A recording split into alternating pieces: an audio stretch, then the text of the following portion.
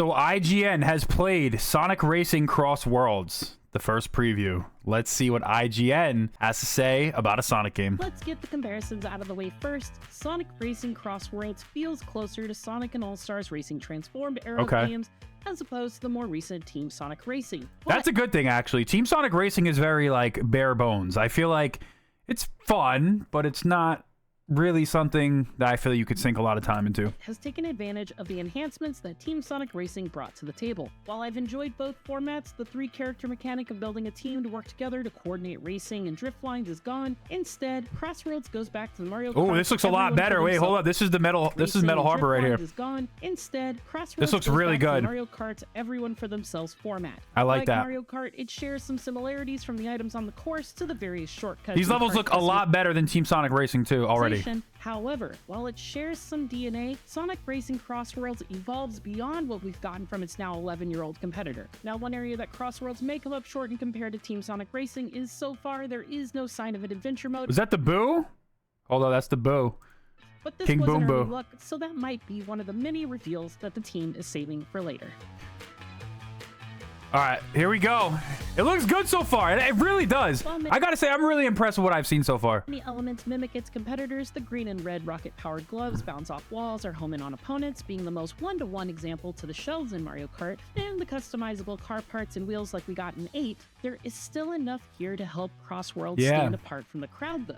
Plenty of the elements. The vehicle customization is something that's going to be really good. I mean, one of the most, I don't know if you guys are in the Mario Kart scene, but one of the biggest things, especially in the YouTube scene, is like comparing the vehicle combos. So that's going to be cool to see. Sonic games such There's as a lot of customization. There's so much stuff that's come out. Various Wisp power-ups like Drill and Tornado knock other racers away and defend you from incoming attacks. There were also magnets you could throw out as hazards, which pull enemies towards them if they get too close, and their ultimate rubber band item. Yeah, this looks good. Looks chaotic. Catch up, the Monster Truck, which turns your car into a massive monster truck, knocks enemies away, and allows you to drive over all terrains without penalty. Beyond the items, The monster truck's boring though. Where's the extreme gear? Come on. All about, well, crossing worlds, with each race separated into the traditional 3 laps. Still, each lap feels different thanks to the marquee Cross Bro, Worlds what is his bit rate? It's in like literally 140p. mechanic. At the end of the first lap, whoever is leading the pack will determine which course the second I like lap this will mechanic take here too. by driving through one of 2 giant travel rings that transport everyone seamlessly once they arrive at that point. The options for these are randomized, and sometimes one of the options itself is a randomizer, so not even the leader will know what to expect if they choose it. During my demo time, my second lap... What is this world right here? I don't know what this is right here. I don't even know what's on the right, to be honest. Stages themed with I really like this idea though that like lap to lap the world changes. I think that's actually really cool.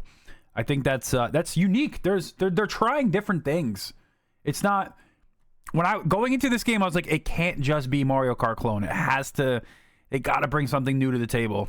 like dinosaurs, pirates, or lava, where we spent most of the lap in a plane, another mechanic that Whoa, this world looks crazy. This looks crazy. This looks like actually fun, bro. Fires for the second stage called Frenzy that will alter the lap, such as placing moving boost gates along the entire lap or granting a maximum boost gauge after drifting for only a split second. Yeah, look at this. Making the whole lap feel like I was back in the days of the How does it control though? And ruined Mario Kart DS. Thankfully, Frenzy modifiers are random, and across my 15 or so races, the instant boost Frenzy only happened once, so I'm not worried at all about it becoming an issue in Cross Worlds. After finishing the second lap, another transport ring seamlessly sends players back to the original course, Oh, but cool. with some minor but effective changes Gun to the robots course on layout the track. in key areas. Courses like Metal Harbor evolve, where you have to drive around the outside of a rocket launch pad on lap 1, but on lap 3, the rocket is launched as it did in Sonic Adventure 2, replacing it with a steep half-pipe ramp that allows players to that the perform as rocket many ship? air tricks as possible to gain a considerable speed boost when landing on the opposite side. And that's just one example. In another course with water segments, I saw gates open, allowing access to shortcuts or supercharged the item water. boxes That looks with a good. higher chance of granting better items. Cross Worlds is also hiding shortcuts around the map, as well as shortcut rings that actually Shortcuts are big too, Mario Kart fans. If you follow the YouTube scene, the shortcuts are big.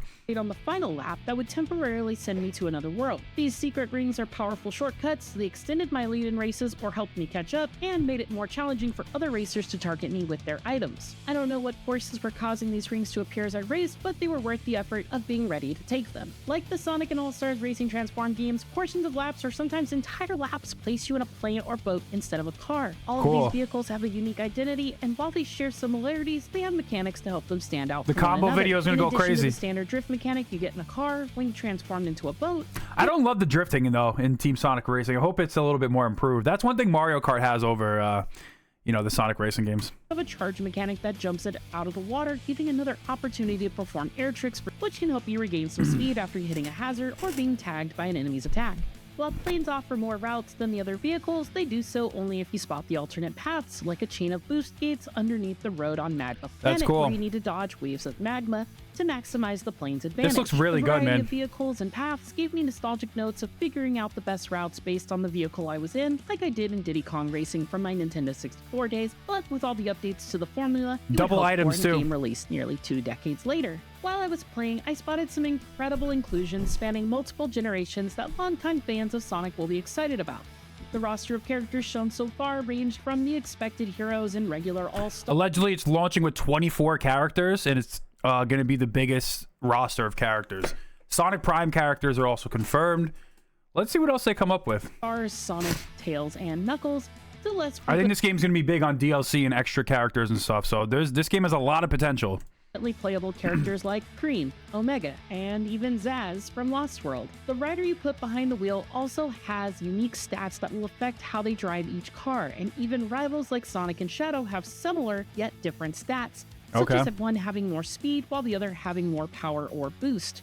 Vehicles fall into 4 classes: speed, acceleration, handling, and power, all of which have high stats in the matching category with the looks to match it, and I could quickly feel the change in my car as I swapped between them. When racing in my power vehicle, which I had customized to look like a bulldozer, I felt thematically appropriate as I bullied other racers, all while games look good, man, and giving myself a speed boost thanks to some gadgets I had installed, which I will also get to in a bit. Characters and types of cars have the most significant impact on your vehicle's stats, which you can then modify by changing individual car parts like the wheels and more. I picked my favorite Shadow and raced in 3 of the 4 vehicle types, all of which worked well enough to where I finished in first place for 75% of my races and top 5 in all the rest, except for one where a well-timed hit me and caused me to miss a ramp and fall off the map in the final stretch of a race. We've all been there. Along with changing out of parts for stats, you can also deck out your car with decals and change the colors and materials to your heart's content. Combining your character with car customization allows you to make your vehicle your own. The last bit of customization comes from another mechanic called the Gadget Panel. It's a powerful tool for changing. Yeah, we talked about this yesterday. The gadget's going to be pretty crazy. People race, granting abilities like an increased chance of getting certain items, adding a 4th level to the drift boost gauge, or granting you rings for performing specific actions. Every ability costs anywhere from 1 to 3 slots, and your panel to install them consists of 2 rows of 3 for a maximum of 6 slots. I started with only 2 slots, but after a few hours of racing, I increased this to 5, giving me more options to slot in new abilities that changed how I approached races. Early on, I had opted for an ability that allowed me to grab rings from a greater range, which took up a single slot, but later on, I swapped to How many people are racing in one track? Seems like a lot. Slot abilities that would give me a boost when colliding with other racers, while also stealing 10 rings from them to help me reach my top speed sooner, and also slowing my competition. Fortunately for my competitors, and unfortunately for me, they caught on to my antics thanks to the ability to see other racers' builds before a race, and shortly after implementing that strategy, nearly everyone else copied it, plunging our races into chaos like a 12-player game of bumper cars. Needless to say, this was a ton of fun. There's a shortcut right there. I just saw a crazy shortcut. Right here. Hold on, right there. If you have like a little boost, you have an item. Yo, see, this is what Mario Kart has. This is what this game needs. Needless to say, this was a ton of fun as we all kept trying to ram into each other to get out in front of the pack. Even though it was just a short test drive with my favorite hedgehogs and friends, I am eager to see what else hasn't yet been revealed. The racing felt snappy and responsive, and each car customization operated as I expected. I felt like a superstar hitting enemies with well-timed items I unleashed, and the new Crossroads mechanic was a blast, allowing me to learn courses while keeping each race feeling fresh, as I never knew what to expect on the second lap of every race. There's a lot more left to learn about Sonic's latest racer, but so far, so good. For more on Sonic they're so in-depth right now. There's so much going on, and they haven't even talked about the Extreme Gear yet, which they're like keeping secret right now. Even in the closed PlayStation test, they're gonna have Extreme Gear, so it has a lot of potential, man. Yo, Mario Kart, you might have some competition, man.